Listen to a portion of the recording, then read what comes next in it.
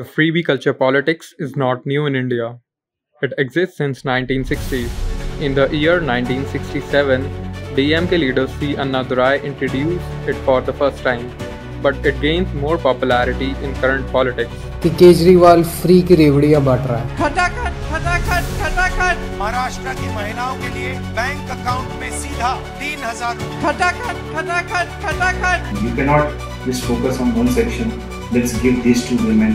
ये रेवड़ी कल्चर देश के विकास के लिए बहुत घातक है। डिसेंट्रलाइजेशन इन एवरी इशू जब तक आप करते नहीं तब तक आपको देना पड़ेगा। हाँ मोदी जी, मैं फ्री की रेवड़ी बांट रहा हूँ।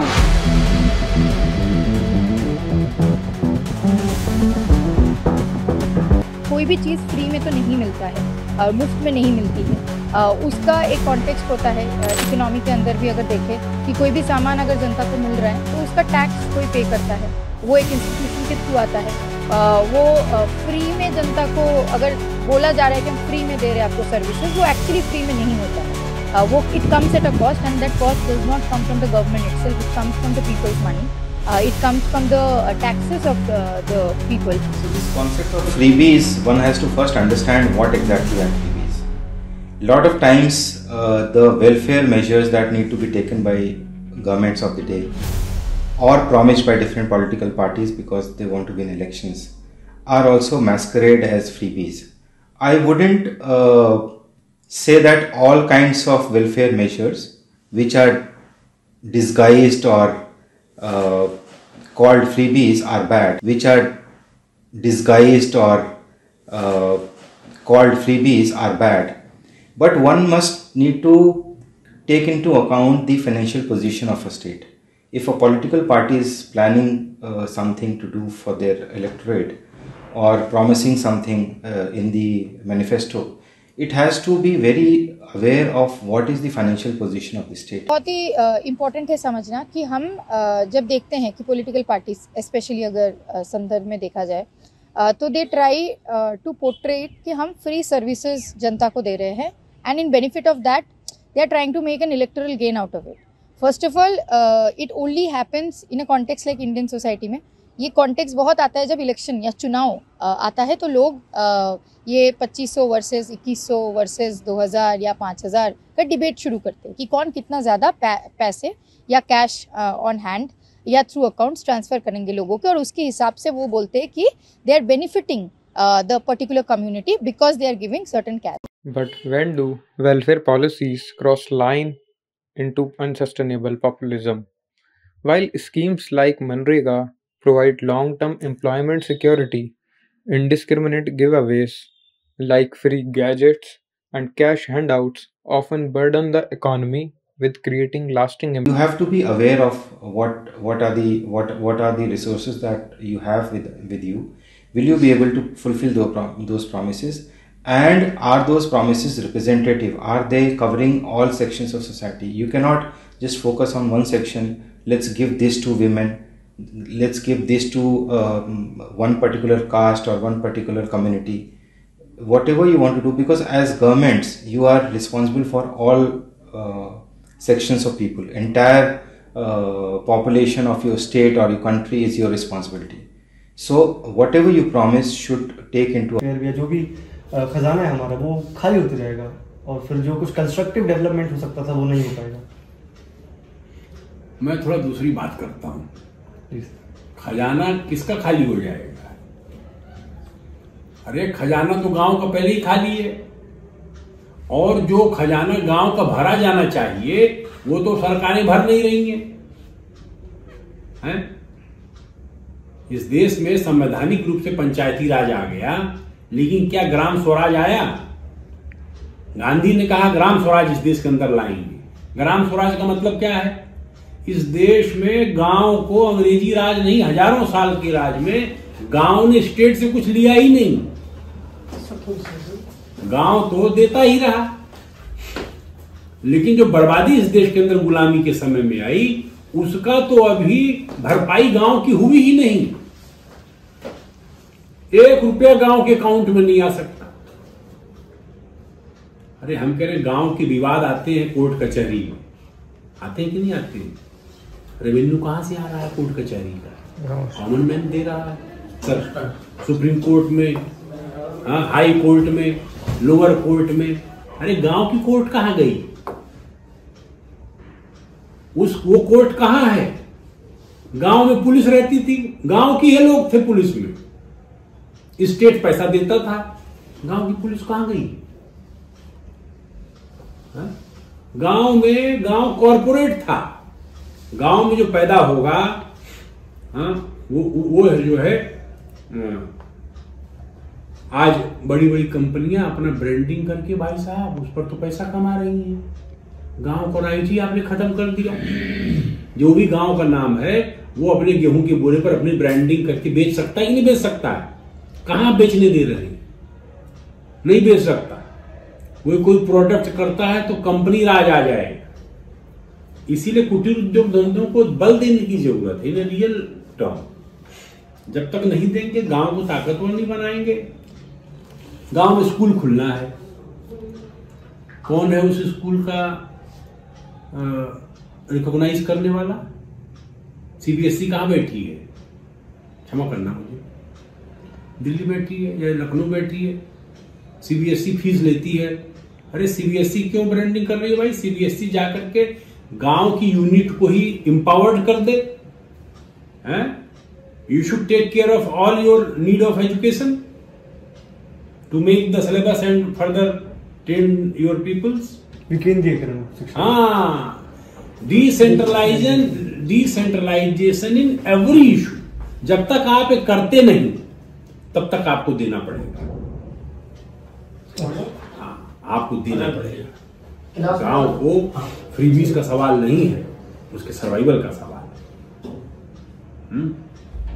अब ये बताइए, सबने एसी लगा लिए गांव में, तो चलो एसी अब जा रहा है, लेकिन उसके कारण जो क्लाइमेट चेंज हो रहा है, पर्यावरण प्रदूषण हो रहा है, कंपनियां आई, कंपनी नदियों में डाल दिए, शहरों के सीवर नदियों में पड़ गए, नदियां प्रदूषित हो गई। भाई साहब, हम तो गांव किनारे उसी नदी का पानी पी रहे थे। उस हमारी नदी को दूषित किया, इसका कंपनसेशन क्या है? हवा प्रदूषित की किसने? शहर ने और इंडस्ट्री ने, डेवलपमेंट ने। उसका कंपनसेशन गांव को क्या है? बीमारी आ रही है किसके कारण? तो बहुत सारी बातें हैं। ये कॉमन मैन का अधिकार है, गांव का अधिकार है। जन है, जंगल है, जानवर है, जमीन है, उसकी जायदाद है, उसके बारे में गांव के अधिकारों को भी समझना पड़ेगा। अभी तो बेचारा वो पावरलेस है, कोई उसके कुछ, वो तो भीख मांग के खड़ा कटोरा लेके, वो भी भीख पर अगर हम कह दें कि फ्रीबीज है, फ्रीबीज है, फ्रीबीज है, तो क्या करे? सब गांव छोड़ के दिल्ली चला हुए, झुग्गी झोपड़ी में रहे। और यहाँ क्या हाल है? शहरों के क्या हाल है? इसलिए it is the real need of the hour, this is the real time to make our village strengthen again.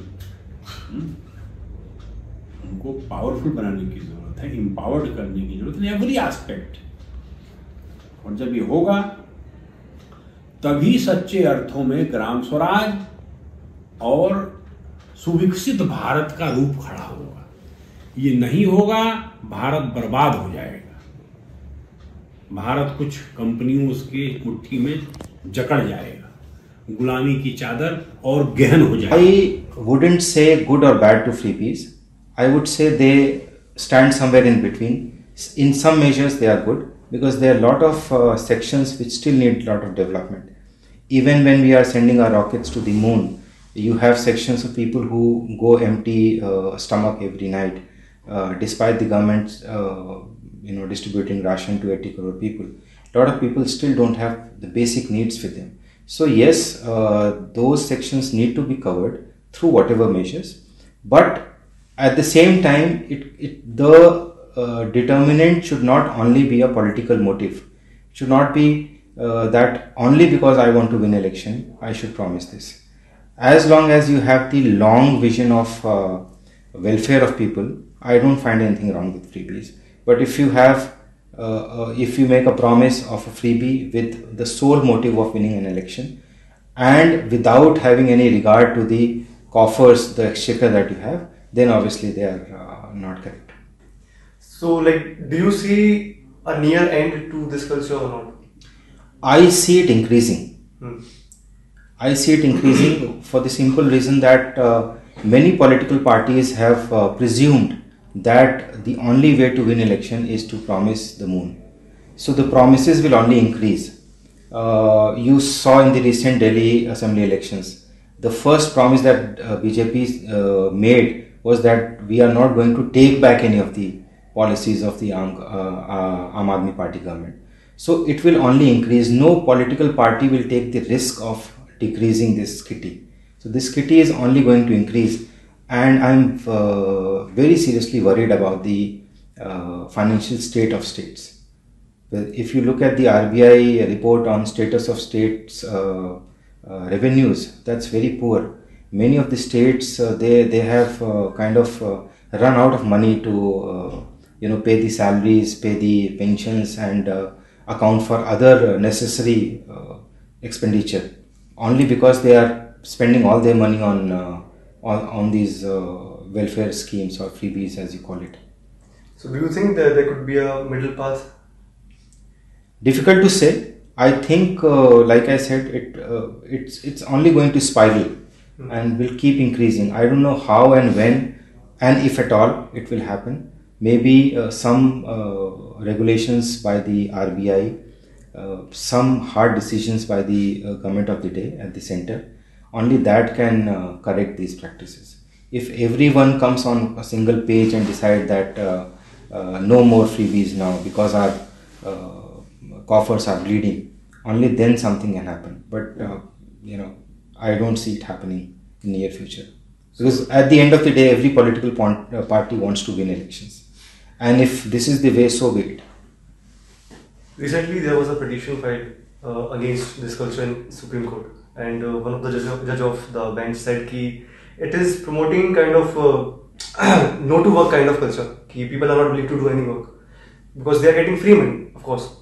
So, do you really think that apart from promoting or motivating people, it is demotivating or discouraging people to do any kind of work? Of course it is. Of course, especially women. And not only women, you have to go back, if you want to understand this, you have to go back to the Narega days. You know what happened when Narega came? Narega promised 100 days of compulsory jobs to people. And suddenly the laborers disappeared from the markets because nobody wanted to do physical labor. All those people involved in the construction activities, involved as agricultural laborers, they suddenly stopped migrating out of their villages because they were getting 100 days of jobs in their village only. And that was enough for them. So then came the other schemes. Now you have a free house, you have free food, you have free medicines. Then a lot of people don't want to work. And that, eventually affects the productivity of a nation. If you have a population which is unwilling to work, if you have a population which is happy and complacent with whatever they are getting, how will the country progress? So I think yes, that is. It's going to have a very negative impact on the country's growth if your workforce is unwilling to work because their tummies are full with free food. They have, whenever they fall sick, they get free medicine, free treatment. They have a free house on their head, roof on their head. They have a free toilet. So a lot of people wouldn't want to work, and that I think the governments need to very seriously ponder over this. What is the kind of workforce that you're producing? Do you think that has any implication on our economy or basically in the mindset of people? If you talk about the mindset of people, then I can say if you see the section of females in our country, we say that we have 50% of population in India of women. और फिर हम दूसरी तरफ ये भी देखते हैं कि एक बहुत बड़ा सेक्शन ऐसा है जो शायद अभी भी रूरल एरियाज में रह रहा है. जैसे कि मैं अपने घर की बात करूं तो I belong to UP from Jaunpur and which is a small city in UP. तो जब मैं वहाँ के लोगों को देखती हूँ, जब मैं वहाँ पे महिलाओं का कंट्रीब्यूशन देखती हूँ हमारी कंट्री में, तो फिर मुझे लगता है कि अगर आप कह रहे हैं किसी महिला से कि आप उसे 2000 रुपये या 2500 रुपये प्रति माह दे रहे हैं, तो शायद ये उसके लिए बिल्कुल वैसा ही हो जाएगा कि हाँ ठीक है मुझे 2000 रुपए तो मिल ही रहे हैं, तो ये मेरे तो फिर मुझे और कुछ करने की क्या जरूरत है, क्योंकि वैसे भी मैक्सिमम पार्टिसिपेशन फीमेल्स का सिर्फ हाउस होल्ड कोर्स तक ही है। और अगर हम सच में चाह रहे हैं कि we want to empower the women section of our society, तो हमें पहले इंश्योर करना पड़ेगा कि उस वुमेन को जब अपने घर से बाहर निकल कर आती है तो हम क्या क्या ऐसी चीज़ें उसे प्रोवाइड करा पा रहे हैं, क्या हम उसे सेफ फील करा पा रहे हैं, क्या हम उसे उन चीज़ों से लड़ने की शक्ति दे पा रहे हैं जो उसे फेस करनी पड़ती है जब वो अपने घर से बाहर निकलती है। अभी हाल ही में जितने भी इंसिडेंट हुए, जैसे कि रेसलर्स ने प्रोटेस्ट किया, उसके बाद अभी हाल ही में बंगाल में जो आरजी कर रेप केस आया, उन सब जगह हमने देखा कि क्या स्टैंड रहा है गवर्नमेंट का। तो वी कैन से कि there is no kind of security और safety concern which you are providing, no regulations is such like that. सिर्फ 2000 रुपये या 2500 रुपये दे के अगर आप कह रहे हैं कि आप उनको एम्पावर करने की कोशिश कर रहे हैं, तो I don't think it's a good thing या फिर it's such a genuine thing to do so. क्योंकि अगर आप सच में एम्पावर करने की बात कर रहे हैं तो there are so many aspects which you have to look forward fastly. और apart from that the second example which I would like to take, कि अभी शायद किसी का तो स्टेटमेंट आया था कि 80 करोड़ जनता, 140 करोड़ जनता में से 80 करोड़ जनता है जो मुफ्त अनाज प्राप्त कर रही है। तो भारत जो कि अभी विकसित होने ही वाला है, मतलब विकसित होने की राह पर है, वहाँ अगर 140 करोड़ जनसंख्या में से 80 करोड़ जनसंख्या अब भी ऐसी है जिसको मुफ्त अनाज की आवश्यकता पड़ रही है, तो शायद हमें सोचना चाहिए कि क्या ये सच में 80 करोड़ जनसंख्या ऐसी है या फिर इनमें से कई ऐसे हैं जिन्हें शायद इसकी आवश्यकता भी नहीं है पर फिर भी उन्हें वो मिल रहा है।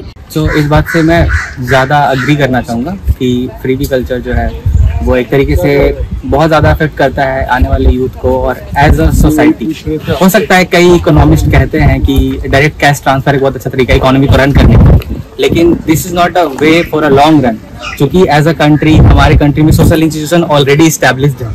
बहुत सारे सोशल इंस्टीट्यूशंस हैं जिनमें हम वुमेन का पार्टिसिपेशन लेते हैं। हम हर एक सोसाइटी में जो लोग मार्जिनलाइज सेक्शन है उनको मेन स्ट्रीम में लाने की कोशिश करते हैं। तो जब हम इस तरीके से कैश ट्रांसफर करते हैं, ये फ्रीबीज देते हैं लोगों को, तो ये बहुत सॉफ्टन वर्जन है। जब हम गांव में इलेक्शन होता है तो लोग खाने के लिए बुला लेते हैं, आज पार्टी है क्योंकि विधायक जी आए हैं तो आज खाने का व्यवस्था हुआ है। पहले ये चीज लोकल लेवल पे लोग कर लेते थे छुप छुपा के किसी भी तरीके से, अब ना आए। लेकिन ये एक अब मोर ऑफ लाइक पार्टी जो भी पॉलिटिकल पार्टीज है इसको एज अ एजेंडा बना के प्रमोट कर रही हैं। जो आजकल के यूथ हैं, जैसे मैं हूँ, मेरे सहपाठी लोग होते हैं और भी कई लोग जो आजकल हैं, उन्हें समझना चाहिए कि हाँ इस तरीके से पैसों को ट्रांसफर करके लोगों को इन्फ्लुएंस करना एक सही तरीका नहीं। को लॉन्ग रन में हम इंस्टीट्यूशन में इन्वेस्ट कर सकते हैं, लोगों को स्किल्स इवॉल्व कर सकते हैं, अलग अलग फील्ड में जाके वो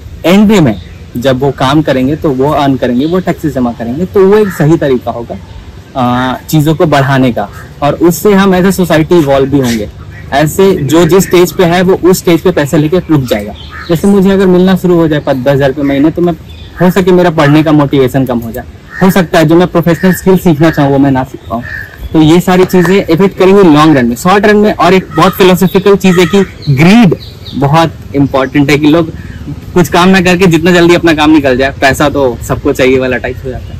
और इसीलिए ग्रीड को बस केटर कर रहे हैं जो भी पॉलिटिकल पार्टी है, और ये एक बहुत ही दयनीय स्थिति की कोई भी नेता जो आजकल के वो ये सोच ही नहीं रहे हैं कि हमें 20 साल बाद 25 साल बाद देश को किस हालात में ले जाके रखना है, रेदर देन हमें बस आज की सरकार बना लेनी है, आगे देखा नहीं जाएगा। तो ये थोड़ा सा अलग हो जाता है। मैं इन सब चीज़ों के बिल्कुल फेवर में नहीं हूँ, खिलाफ हूँ। यहाँ भी प्रोटेस्ट होता है तो इन सब चीज़ के लिए खड़ा रहता हूँ। मेरे काफ़ी दोस्त लोग हैं, हम हमेशा कॉन्स्टेंटली चाहते हैं कि विमेन का पार्टिसिपेशन हो। सिर्फ पैसे दे देने से 2,000, 2,500, 3,000, कोई 2,200 दे रहा है तो हम 2,500 देंगे, इस तरीके से आप सोसाइटी का अपलिफ्टमेंट नहीं कर सकते, बिल्कुल भी नहीं कर सकते। बैठ के खाओ, काम मत करो, यही फायदा है।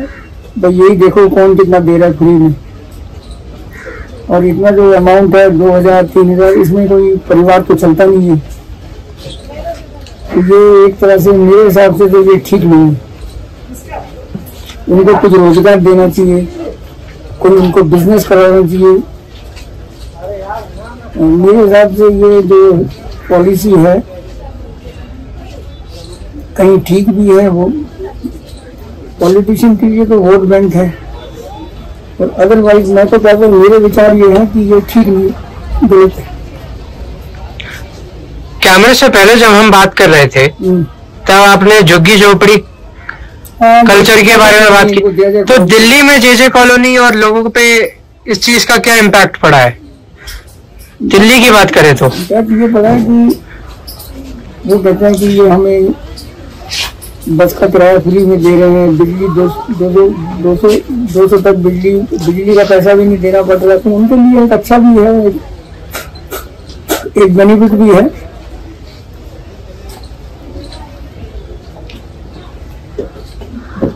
एक्चुअली ये अभी जो अमेरिका में इलेक्शन हुआ वहां भी इन्होंने रेवड़ियां बांटी हैं, पता है ना आपको? ट्रंप ने भी तो ऐसा किया वहां पे, ये हम कर देंगे, वो कर देंगे, इतना वो दे देंगे, इतनी फैसिलिटीज दे देंगे, पर उन्होंने अभी जो कहा कि if you come to United State as a green card you have to pay 44 crore 53 crore 44। तो वो भी गिव यू दिस मनी, वो ही दे सकता है जिसके बाद पैसा है, जो बहुत पैसे वाला इंडस्ट्रियलिस्ट है वो दे सकता है, छोटा मोटा आदमी तो दे नहीं सकता।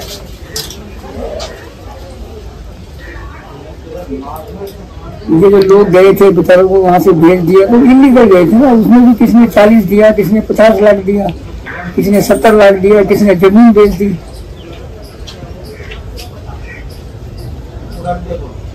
कोई अंत लगता है आपको इन चीजों का? रेवड़ियों का कोई अंत हो सकता है हिंदुस्तान की पॉलिटिक्स में इस समय या आगे वाले समय में? देखो सिस्टम तो चेंज होता रहता है। हाँ। पहले तो ये था, पहले शराब बांट दिया, पैसे दे दिए, इलेक्शन के 10-15 मिनट पार्टी में यहाँ पहुंच गए, वहां पहुंच गए, तो लोग, पर अब लोग थोड़ा जागरूक हो चुके हैं, अब ऐसा मामला नहीं है।